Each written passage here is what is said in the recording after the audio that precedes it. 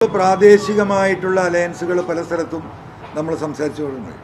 UDF-ഉമായിട്ടുള്ള ഔപചാരികമായ ചർച്ചകളൊന്നും എവിടെയും നടന്നിട്ടില്ല. പ്രാദേശിക തലത്തിലും അനൗപചാരികമായിട്ടുള്ള ചർച്ചകളൊക്കെ നടക്കുന്നുണ്ട്. അത് എവിടെ എത്തും എന്താകുമെന്നൊന്നും ഞങ്ങൾ കാത്തു നിൽക്കുന്നില്ല. ഞങ്ങൾ പരമാവധി ഞങ്ങളുടെ പാർട്ടിയുടെ രജിസ്ട്രേഷൻ ഇവിടെ പൂർത്തിയായി, ചിഹ്നം ഇവിടെ ഇലക്ഷൻ കമ്മീഷൻ അംഗീകരിച്ചു. ആ നിലക്ക് പരമാവധി ആളുകളെ കേരളത്തിൻ്റെ മുക്കിലും മൂലയിലും ത്രിതല തെരഞ്ഞെടുപ്പിൽ മത്സരിപ്പിച്ച് പരമാവധി സീറ്റും പരമാവധി വോട്ടും വാങ്ങുക എന്ന പൊളിറ്റിക്സുമായിട്ട് നമ്മൾ മുന്നോട്ട് പോകും. പരമാവധി സീറ്റുകൾ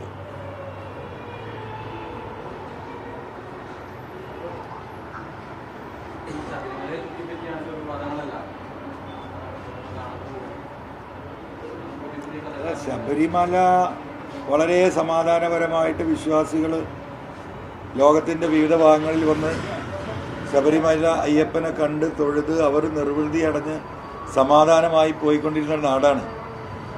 അവിടെ ഇത്രയും വലിയ പ്രതിസന്ധികൾ ഉണ്ടാക്കിയതും വിശ്വാസ സമൂഹത്തിൻ്റെ വിശ്വാസത്തിനെതിരായി കേരളത്തിലെയും ഇന്ത്യയിലെയും വനിതകളെ മുഴുവൻ അവിടെ ഞങ്ങൾ കുടിയിരുത്തുമെന്ന് പറഞ്ഞ് അവിടുത്തെ സമാധാനം കെടുത്തിയവരാണ് ഇന്നത്തെ ഈ ഭരണാധികാരികൾ. അന്നെടുത്ത ആയിരക്കണക്കിന് കേസുകൾ വിശ്വാസി സമൂഹത്തിൻ്റെ പേർക്കെടുത്ത നിരവധിയായ കേസുകൾ ഇവിടെ നടക്കുന്നുണ്ട്. സർക്കാർ കൊടുത്ത സുപ്രീം കോടതിയിലെ അഫിഡവിറ്റിൻ്റെ കാര്യത്തിൽ ഇപ്പോഴും ഒരു മാറ്റം ഈ പറയുന്ന പിണറായിയോ ഈ വാസവനോ ഇവിടെ ഇന്ന് വരെ നിങ്ങളുടെ മുന്നിലോ ജനങ്ങളുടെ മുന്നിലോ പറഞ്ഞിട്ടില്ല. അവർ ആ നിലപാടിൽ തന്നെ നിൽക്കുകയാണ്. ആ നിലപാടിൽ നിൽക്കുമ്പോൾ ഇവിടെ ഒരു അയ്യപ്പ സംഗമം പോലുള്ള സംഗമങ്ങൾ നടത്തുന്നതിൻ്റെ ഉദ്ദേശം കേരളത്തിൽ ഇത് ചർച്ചയായതാണ്. ഈ തട്ടിപ്പ് സംഘമാണ് എന്തിനാണിത് നടത്തിയതെന്നറിയാം. എത്ര കിലോ സ്വർണ്ണമാണ് അവിടുന്ന് അടിച്ചു പോയതിൻ്റെ ഞെട്ടിപ്പിക്കുന്ന വാർത്തകളാണ് ഇപ്പോഴും ഓരോ ദിവസവും വന്നുകൊണ്ടിരിക്കുന്നത്.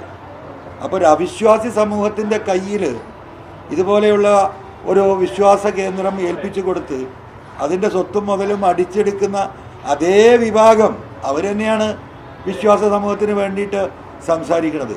അത് ഏത് നേതാവും, വെള്ളാപ്പള്ളി എന്നല്ല, ഏത് നേതാവും ഈ പറയുന്ന ഈ കൊള്ള സംഘത്തെ പിന്തുണക്കുന്നുണ്ടോ ആ സമുദായ അംഗങ്ങൾ അത് തിരിച്ചറിയും. ആ സമുദായ SNDP വിശ്വാസികൾ അവർക്ക് ഈ കാര്യങ്ങൾ കൃത്യമായി ബോധ്യപ്പെടുന്നുണ്ട്.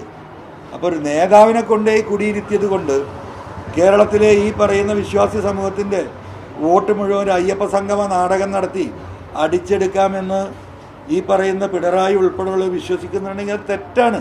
അതിൻ്റെ ഏറ്റവും വലിയ തെളിവാണ് നിലമ്പൂർ തെരഞ്ഞെടുപ്പ്.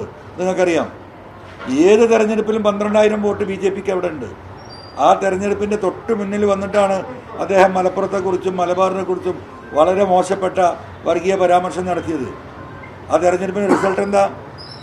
12,000 വോട്ടിൽ നിന്ന് BJP 6,000 വോട്ടിലേക്ക് പോയി നിലമ്പൂരിൽ. എന്ന് പറഞ്ഞാൽ ആ വിശ്വാസി സമൂഹം, ഹൈന്ദവ സമുദായം ഈ നിലപാടിനോടൊപ്പമല്ല, അതിന് അങ്ങേയറ്റം അവർ മതസൗഹാർദ്ദത്തെ പുൽകുന്നവരാണ് എന്നതിൻ്റെ തെളിവ് നിലമ്പൂർ തന്നെ മതി. അപ്പോൾ ആ രീതിയിലൊരു രാഷ്ട്രീയ അട്ടിമറി, ഒരു പൊളിറ്റിക്കൽ വോട്ട് മൊബിലൈസേഷൻ അത് നടത്താമെന്ന് പിണറായി വിചാരിക്കുന്നുണ്ടെങ്കിൽ ഹൈന്ദവ വിശ്വാസി സമൂഹം അത് തിരിച്ചറിയാൻ കഴിയും. ഹൈന്ദവ സമുദായത്തിലെ എല്ലാ വിഭാഗത്തിനും, സാധാരണക്കാരായ വിശ്വാസികൾക്ക് ഈ കാര്യങ്ങൾ ബോധ്യപ്പെടുന്നുണ്ട്. അത് ഒന്നുകൂടി ബോധ്യപ്പെടുത്തുന്ന പ്രവർത്തനങ്ങൾ ആ സമുദായ പ്രാദേശികമായിട്ടുള്ള നേതാക്കന്മാർ തന്നെ കേരളത്തിൽ ഏറ്റെടുക്കുന്നതിൻ്റെ ചിത്രവും നിങ്ങൾ കാണുന്നുണ്ട്.